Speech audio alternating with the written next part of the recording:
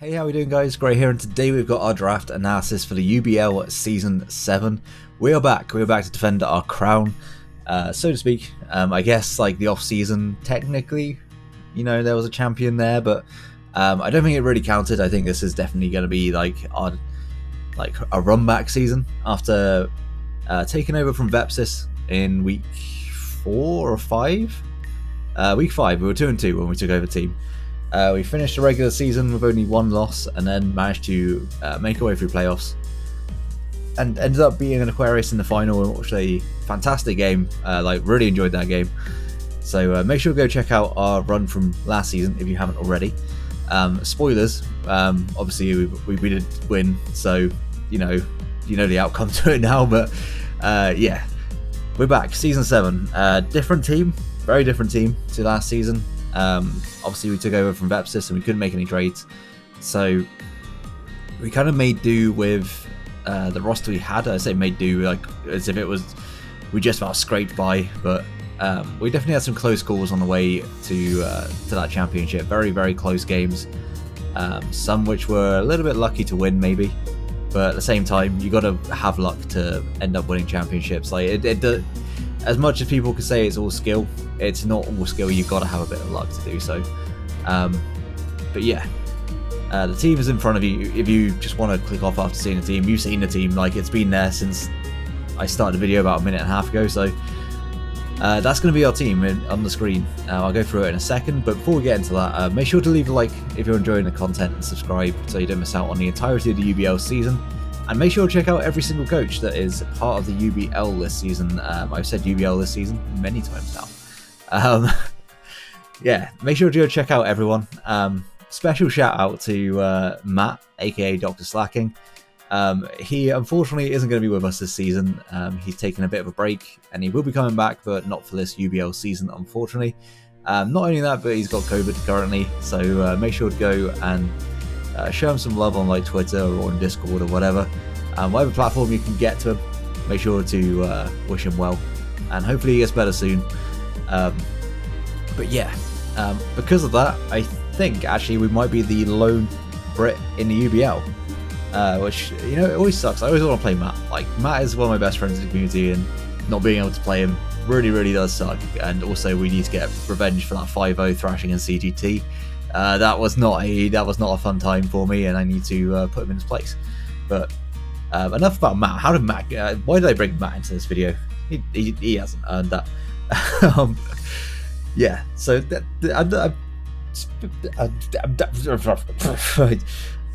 words, English. I completely lost track of where I was going with all my sentences because I went off on a tangent.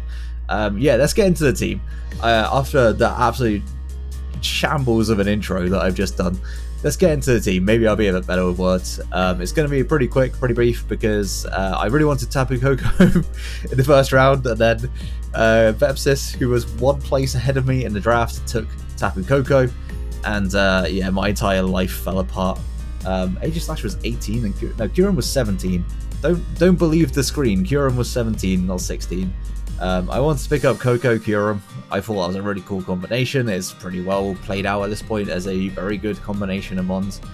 And then Koko went, and I didn't want to draft Kyurem round 1 because I want something different. Koko I haven't used for many a season. I've had it in PTL and went 3-9 with it, so I need a good season. How you go 3-9 with a Koko, it just kind of shows you how bad my season was. But another one I had on that draft that was horrendously weak to ground was Aegislash, and I decided, you know what, it looks like a fun mon, let's pick it up, let's give it a go. Kyurem, always going to be great, just absolute monster. So Aegislash Kyurem really does give me quite a bit of a diverse first 2 picks, able to run offensive and defensive sets. They can be wall breakers, they can be sweepers, they can be stall.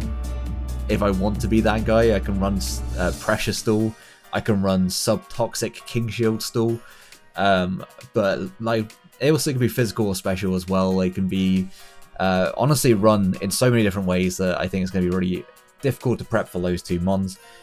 And then I was talking to Kelly under the radar. He was saying what his plan was, and my initial plan was to pick up Tapu Bulu. because I was like, you know what, Tapu Bulu looks pretty fun. If I can draft Aegislash with Grassy Terrain, obviously Rillaboom wasn't going to stay around at this point. Rillaboom had gone. Like, had Rillaboom still been here on round 3, by all means I would have picked it up, but no, I was looking for Bulu, and then I was like, my backup will be Tapu Fini, and he was like, I was going to go for Tapu Fini. So me being me, and I'd already used Tapu Fini like for a championship team, I was like, no, you go ahead, you have Tapu Fini. You know, you could say it's being nice. Honestly, I was just pitying him because, you know, he didn't have the best season last season, and he needs all the help he can get. No, Kelly's a very good battler, and he will use Tapu Fini amazingly well. But yeah, I wanted to use something a little bit different, and I ended up going with Crook and Togekiss on my next 2 rounds. Basically, I was almost will pick. I was like 14th out of 16. So yeah, Crook and Togekiss were my next pseudo will pick. Crook I wanted to use for a long time. Again, I've used it in PTL. Had a lot of fun. I actually think it was my MVP for that season, or it was like second. I think Galarian Slowking was my MVP. But Crook still racked up like 12 kills that season. A lot of fun this one. Again, very diverse. Not so much they can run special moves. You don't want to be running special Crook, trust me. It doesn't quite work out how you would expect. Actually, no, it would work out exactly how you expect. It does terribly. And then you got Togekiss, which, you know, hustle choice banded. You know, that's good. We're going to see that, I'm sure. So, no. It's just a very good, again, diverse one. It seems like I just went for really diverse picks with my like first 4. I just wanted to be able to run multiple different sets, keep my opponent like prepping for many different things, different potential brings on these mons. So yeah, Togekiss, just a really nice kind of cleric for 2 mons that don't appreciate really being statused. I know Crook and Aegislash really don't want to be burned. It also gives me a Wish Passer should I choose to run it. Not really that often will I probably run Wish. Wish Pass isn't really my thing, but I have run it on Togekiss before. I think the last time I actually had Togekiss may have been in Gen 7 on my UBL D-League run. I could be wrong on that, but I'm pretty sure that was the last time I had it. And it was really, really good. Had a lot of fun with it. Starmie and Blaziken were my next picks. I wanted to round out, I wanted to start my Fire, Water, Grass core. I'd already filled out the Steel Dragon Fairy, and was working towards the Psychic, Dark, and Fighting core, which, yeah, I was about to say, I just round out with these picks. I was like, where's my Psychic type? Of course it's Starmie. So yeah, Crook, Starmie, Blaziken for Dark Psychic Fighting. Really strong offensive core. I want to make sure that these 2 mons were going to be really good offensively paired with, wow, Somerset really came out there. Paired with Crook. Blaziken is obviously not going to be speed boost as Blaze. If it was 10-point speed boost Blaziken, that'd just be some wild shit, but nah, we got 10-point Blaziken. Not to be slept on. Speaking of Matt, he used this thing fantastically well last season in UBL as he was drafted like a Gen 4 OU team or some shit like that. I know he did really well with it, considering it was like a kind of thrown together team with only a certain like pool of mons to use. He did really well with it. And Starmie, I used it in last season of PTL. Had a lot of fun with it. Lots and lots of sets it can run. It's actually something I had a lot of fun using. So yeah, I'm looking forward to being able to run some of the crazy wild shit that I ran in PTL. It's going to be a lot of fun. I said a lot of fun about Starmie 3 times, so you know it's going to be a good time. Then we had, what was my next picks? Jolteon and Thwackey. As you can see, the budget was a little bit tight. I looked on the board and I was like, okay, so I like having a base 130 mon because it forces some prep. It forces my opponent to go, okay, I have my Dragapult, or I have my Zeraora, or I have my Barrascuda. I need to outspeed what mon? And Jolteon at 130 means that they either want to run Potential, Adamant, and get outsped, or they run Timid / Jolly, and then have to give up on power, which is something I really like. I really like just having that speed tier there, because it means that those top tier crazy threats, they have to really think about what kind of set they're going to bring. And yeah, I just like forcing that prep a little bit. Jolteon is not a useless Pokemon before people say it. Make sure to go check out my UPBA run. I didn't use it exceptionally well, but it definitely did bits in that. Like, it had a pretty good team around it to prevent ground types from coming, and I think I've probably done a decent job of this as well, with things like Thwackey, the Starmie, the Kyurem. Togekiss as well doesn't really like invite ground types to come to the games. I also picked up Araquanid, which is going to be kind of big for ground types not coming. My team is not particularly ground type weak, is what I'm trying to say. It's definitely weak to some other things, but we don't go into those. We don't mention them on our draft analysis. We don't want to give our opponents any kind of advantage because we are highly competitive on this channel. Yeah, so Jolteon, I like it. It's a good mon. Thwackey is a Thwackey, like, honestly. It just clicks Grassy Glide, be slightly bulky, or it could be Choice Banded. It could be a nice little bulky pivot. For 3 points, I thought was an absolute bargain. So I was like, you know what? Round 8 Thwackey, you can do. You will suffice for my team. But then I kind of looked at what was left, and I was like, yeah, no shit. I could really do with as like reliable way to deal with ground types, to deal with like fire types, because my dragon doesn't resist fire. My fire type is a fucking Blaziken, so it's not resisting fire. Starmie, it can be bulky, but it doesn't necessarily resist fire too well. So yeah, I picked up Araquanid simply because it just gave me all the resists that I could possibly want. It gives me webs, which is terrifying with Kyurem and with Aegislash as well. So it could be really handy to have those webs just kind of sitting there, and it does also, once again, like some of these other things do, it forces some prep. You got to prep for sticky webs now as well, and it does also give me a bulky water along with my offensive water. It could give Starmie the ability to go offensive in a matchup where I really need a bulky water type, so that's always really nice to have. Lopunny exists. The least said about Lopunny, probably the better. I needed a normal type.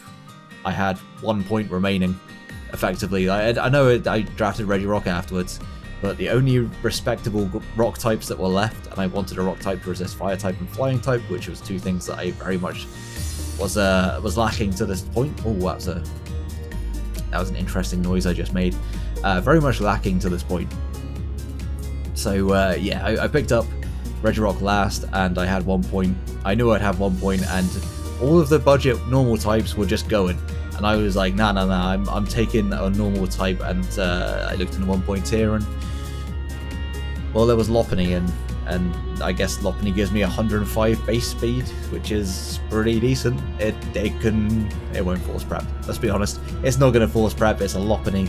It may come to a game, and it probably will do nothing. So yeah, that if I get something out of Lopunny, then 1 point, absolute bargain. And then yeah, Regirock is there. It's a bulky rock type. Don't get it wrong. Regirock can sweep, but it's also a bulky rock type that was just what I needed. The other option was going to be Rhydon. I think Rhydon was also in that tier. That's why I didn't pick it up round before. I wasn't too concerned if I lost Regirock and had to pick up Rhydon. Honestly, wouldn't have made any difference to me. Some would argue that Rhyperior is definitely a better mon. Rhyperior is fantastic. Rhydon is a better mon, and they could be right. But here we are with Regirock. Regirock is very solid. It is, in fact, base 200 defense solid. Yeah, don't know where I was going with that, but it also gives me rocks. So that's going to be the team. Probably not the best draft analysis you'll ever come across. Hopefully I'll be able to give a better analysis of my teams during the season and give a good showing to and hopefully not, win a championship and then completely flop. So yeah, I'm looking forward to this season. It's actually going to be a lot of fun. A lot of the teams look really scary. I don't think my team looks too bad. Like, there's other teams that look absolutely terrifying.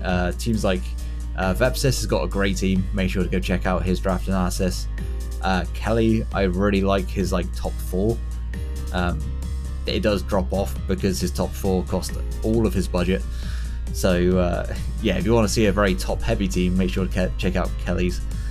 But yeah, there's a lot of scary drafts, and I'm not sure of mine. Some of my points were really kind of put in the right place, but looking at my team, I think like the top 4, top 5, arguably top 6 can come most weeks, and it's just filling in the gaps of the bottom 5. They're effectively going to be Philemons, but my top, I would say top 4 are really, really solid and will probably go to most of my games, but we'll see. Week 1 is against Root. He's got a Sand team plus Cinderace, Slowking. I'm spoiling his draft. He doesn't have a Sand team, he doesn't have Cinderace or Slowking. Make sure to go check out his draft analysis. Yeah, so our week 1's against Root. It's going to be a really interesting game because, yeah, he does actually have Sand and Cinderace, and both of those things kind of, you know, dunk on me. But, yeah, I'm looking forward to it. If you guys are as well, please give a like I said at the start of the video, subscribe, so you don't miss out on the rest of the season. We've also got BBL, we're uploading PTL this season, and there will be other interesting leagues and other videos coming. I've just got over my COVID jab. I've been pretty hanging for a couple of days. I'm still a bit tired. I'm still feeling a little fatigued from it, but we move.